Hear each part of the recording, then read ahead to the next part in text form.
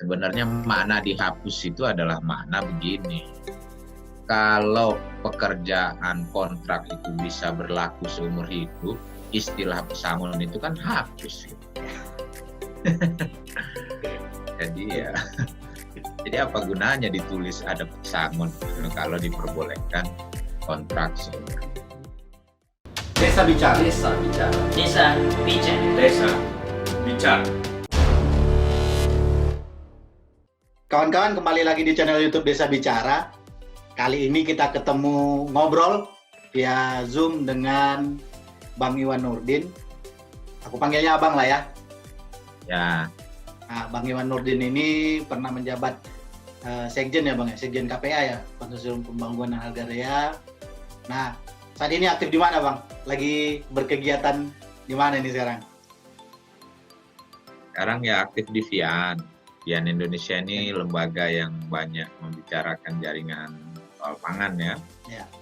Dan di Lokataru bareng sama teman-teman lawyer banyak lakukan advokasi kebijakan. Dan masih di KPA sebagai Ketua Dewan Nasional. Dorong.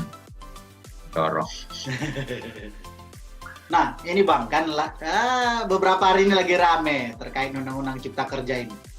Sebenarnya apa sih yang mempengaruhi dalam kehidupan nanti masyarakat Indonesia ketika undang-undang ini ya udah disahkan gitu ya. Nah, ini akan diaplikasikan, apa sih yang menjadi kerisauan kawan-kawan ini?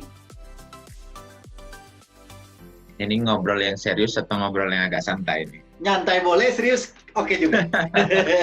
Senyamannya aja Bang. Nyamannya aja ya. Iya. Jadi kalau kita pastikan ya, undang-undang ini udah dibaca dari banyak kalangan per klasternya. Kalau sisi perburuan sudah banyak diulas kan, ya, bahwa pemerintah dan DPR menuduh hoax, bahwa pesangon itu masih ada. Sementara kalangan aktivis bilang bahwa pesangonnya dihapus. Sebenarnya makna dihapus itu adalah makna begini. Kalau pekerjaan kontrak itu bisa berlaku seumur hidup, istilah pesangon itu kan hapus. Gitu. Jadi apa gunanya ditulis ada pesangon kalau diperbolehkan kontrak seumur hidup. Sementara esensi lain itu perlindungan kepada pengusahanya itu sangat besar. Kan relasi antara pengusaha dan pencari kerja itu kan yang rendah itu kan yang pencari kerja atau pekerja. Kemudian yang lebih banyak di dalam pasar itu kan orang yang mencari kerja. Jadi mereka disebut posisi yang lemah kan? Ya. Karena posisi yang lemah, negara itu harusnya hadir di mana kan, sesederhana itu kan. Masa negara melindungi yang kuat, sementara udah tahu yang lemah adalah orang yang sedang mencari kerja. Orang yang bekerja harus dilindungi. Kalau dia bisa dibuat buruh seumur hidup dengan sistem kontrak, yaitu artinya negara abai terhadap perlindungan. Itu pada sisi faktor produksi yang tenaga kerja. Banyak yang lainnya ya, soal hak-hak jaminan sosial yang lain yang makin dilindungi. Soal yang lainnya itu misalnya soal sumber daya alam sebagai salah satu faktor produksi yang lain. Sumber daya alam kita itu diposisikan sebagai barang yang bisa dikeruk, kemudian dengan pajak yang sangat rendah. Royalti bandupara itu kalau dia menyebut atau disebut oleh pemerintah sebagai industri yang yang memberikan nilai tambah, kita nggak tahu apa yang disebut nilai tambah. Apakah dicacah-cacah sedikit batu baranya itu dihaluskan untuk disebut memberi nilai tambah. Lalu royaltinya jadi 0%. Mana kalau kayak gitu itu aturan kan? Itu baru batu baranya. Sementara kewajiban dia melakukan reklamasi dan lain sebagainya itu terhadap lingkungan ya. Izin lingkungan ya diabaikan, sangat diabaikan, kita bisa tahu kan. Lalu pemerintah sama DPR bilang masih ada AMDAL, itu masih ada memang, tapi rakyat tidak boleh ikut serta di dalam penentuan penilaian lingkungan itu, sama nggak boleh gugat. Nah itu namanya masih ada di mana itu gitu, masih ada di jadi ya kita seperti dibodoh-bodohi kan gitu. Masih ada memang gitu. Tapi kau nggak boleh ikut serta merumuskan itu dan kau nggak boleh protes. Ya itu namanya tidak ada. Masih ada untuk dia aja. Nah, kemudian soal pangan misalnya, dipermudah impor pangan, kita tahu. Padahal kalau dipermudah impor pangan, petani kita yang jadi masalah kan. Ya. Saat dia panen, ketika harga dia berharap agak bagus sedikit, keran impor dibuka. Padahal kita tahu bahwa impor pangan, buah-buahan kita itu udah gila-gilaan hari ini. Siapa sih yang nggak jualan buah impor hari ini? Ya. Sampai di pelosok kaki lima itu pasti ada 10-30% lebih itu buah impor. Itu baru buah yang nyata di hadapan para kita. Bagaimana dengan beras dan lain sebagainya. Nah, jadi kekecewaan itu kemudian bertambah dengan situasi hari ini. Situasi hari ini tuh orang sedang mengalami krisis. Setiap hari kita diminta menahan diri, sementara mereka tidak mau menahan diri untuk terus-menerus mencuri, gitu kan. Jadi karena suasana yang demikian, kekecewaannya bertambah, berakumulasi, dan ya akhirnya kita bisa lihat sampai ke kota-kota yang kita sebut kota kabupaten pun kemarin itu meluap kemarahannya. Ya. Jadi sementara krisis masih panjang. Menurut saya krisis ini masih panjang karena pandeminya belum selesai, maka krisis ekonomi di Indonesia akan masih panjang.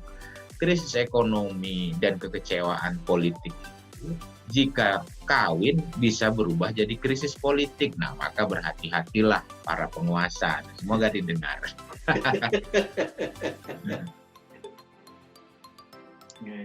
Kalau orang desa dan kota udah kecewa, ketemu momentumnya, bertemu antara kekecewaan politik dengan krisis ekonomi, namanya krisis politik. Kalau krisis politik itu pasti simbolnya itu penguasa yang dilawan. Kalau soal salah benar nanti dulu kan. Ya. Itu lain lagi. Gus Dur itu nggak salah nggak benar. Ya. Nah, ini Bang, kan tadi Abang jelaskan ada persoalan tadi misalkan soal perburuan begitu ya, soal sumber daya alam, soal pangan. Nah, aku juga coba membaca, memang ada sekitar hampir 79 undang-undang yang juga bersinggungan dengan undang-undang Cipta Kerja ini. Nah, di dalam konteks masyarakat desa kan ini masih hanya banyak juga kemudian ya kita bilang isu misalkan undang-undangnya aja baru kenapa tidak dijalankan. Nah, biar juga teman-teman di desa, kawan-kawan di desa ini juga apa sih yang nanti membuat undang-undang ini berdampak buruk bagi kehidupan desa, bagi misalkan sumber daya alam di desa, karena di dalam juga ada soal air, pengelolaan air begitu. Benar. Nah, ini gimana sih Bang melihatnya biar juga kawan-kawan di desa juga ya mungkin tidak harus membaca yang 900 halaman gitu kan, tapi kemudian ya undang-undang kan bukan hanya sekedar pasal, tapi juga ini kan untuk aplikasi kehidupan bermasyarakat di desa. Ini kayak mana Bang? Saya kira gini, Undang-Undang Cipta Kerja ini punya implikasi terhadap seluruh masyarakat Indonesia, dan memang kalau di wilayah perdesaan itu punya implikasi misalnya ya, tambang itu sebagian besar tentu ada di area desa. Implikasi sektor pertambangan dan kerusakan lingkungan kepada mereka itu itu akan naik drastis, sementara tanggung jawab sosialnya turun drastis. Itu implikasi. Kemudian soal perkebunan, penelantaran tanah itu nggak bisa lagi dijadikan alat untuk menyatakan bahwa masyarakat berhak menuntut tanah-tanah yang ditelantarkan olehnya. Dan sesuai fungsi sosial hak atas tanah di Indonesia. Tidak ada. Jadi penelantaran tanah itu adalah hal yang dianggap persoalan bisnis semata-mata. Padahal tanah kalau ditelantarkan banyak maknanya. Bisa karena bisnisnya kurang maju, bisa karena memang dia spekulan tanah, gitu kan gitu. Dan yang paling esensial itu sesungguhnya hilangnya pengawasan kan, gitu. Jadi makna tersembunyinya itu adalah ya kalau kau kubiarkan berarti aku nggak perlu ngawasi kan, suka-suka kau lah katanya. Nah, ini yang makna kehilangan kita terhadap negara itu kan di sana. Nah kalau yang esensial begitu itu dihilangkan, gimana terhadap hal-hal yang lain tadi itu kebun, yang lain tambang, kemudian air dan lain sebagainya. Esensinya itu adalah makna negara hadir untuk mengawasi, melindungi, membuat aturan yang memihak kepada keadilan dan lain sebagainya itu tidak dijalankan. Apa dampak yang lebih praktikal kepada masyarakat desa dari soal sisi lingkungan tadi misalnya, kemudian mereka tidak dilindungi. Tenaga kerja pedesaan akibat impor pangan dan pertanian yang lebih mengutamakan kepada pertanian skala besar itu, tenaga kerja pedesaan itu kan terserap kepada bidang-bidang tadi dengan metode kerja yang nggak terlindungi tadi. Belum lagi kalau dia mau migran ke kota. Jadi pilihan-pilihannya itu seperti, kok ceritanya horor semua sih ya? Sementara kan misalnya, kenapa sih anak-anak STM yang marah gitu? Ya bisa jadi anak-anak STM yang paling marah gitu. Karena anak STM itulah yang setelah lulus sekolah, dia langsung tampil di dunia kerja. Nggak ada jeda, nggak kuliah dia sebagian besar. Dan dia menghadapi satu kenyataan bahwa ternyata dia menjadi buruh kontrak seumur hidup. Buruh kontrak itu kan artinya nggak ada jenjang karir, nggak ada perlindungan sosial. Nah yang udah kuliah gimana? Sama aja ternyata setelah lulus kuliah. Nggak punya jenjang karir, nggak punya perlindungan sosial kan. Buruh kontrak, namanya buruh kontrak. Mana ada jenjang karir? Nah, jadi esensi perlindungan, pengawasan terhadap hak atau keadilan rakyat. Lalu terhadap lingkungan sama, pengawasan dan keadilan terhadap lingkungan dihilangin. Nah, kita mau menciptakan apa dalam struktur pembangunan itu? Yang dia bayangkan apa gitu? Mau membuat neraka atau mau membuat ya minimal ya bukan surga lah, taman lah. Gitu. Nggak juga kan? Gitu. Nah, menurut saya yang kepada warga pedesaan itu gitu. Bahkan ya, pasal berapa itu soal penataan ruang desa kan dihapus di Undang-Undang Cipta Kerja. Iya. Nggak boleh kan, nggak ada lagi kan hak. Ya jangankan desa, tata ruang saja yang besar itu bisa serta merta diabaikan kalau pemerintah menetapkan lokasi di aturan agrarianya. Jadi kalau sebuah lokasi ditetapkan, otomatis tata ruangnya mengikuti. Jadi pekerjaannya bukan berubah dulu tata ruang, lalu bikin penetapan lokasi, enggak. Dia bypass. Saya tetapkan dulu lokasinya, tata ruang kau ikuti kan gitu. Ya itu bukan apa ya? Bukan kecanggihan birokrasi gitu, atau genuinnya birokrasi menemukan ada cara yang paling canggih gitu. Bukan. Itu macam apa? Macam preman kan. Itu bukan kejeniusan itu. Tetapkan dulu, yang lain ikuti. Jadi banyak hal yang sesungguhnya membuat orang menjadi kecewa, kemudian marah, lalu seringkali kecewa, marah di tempat kita ini sekarang akhir-akhir ini dianggap ditunggangi.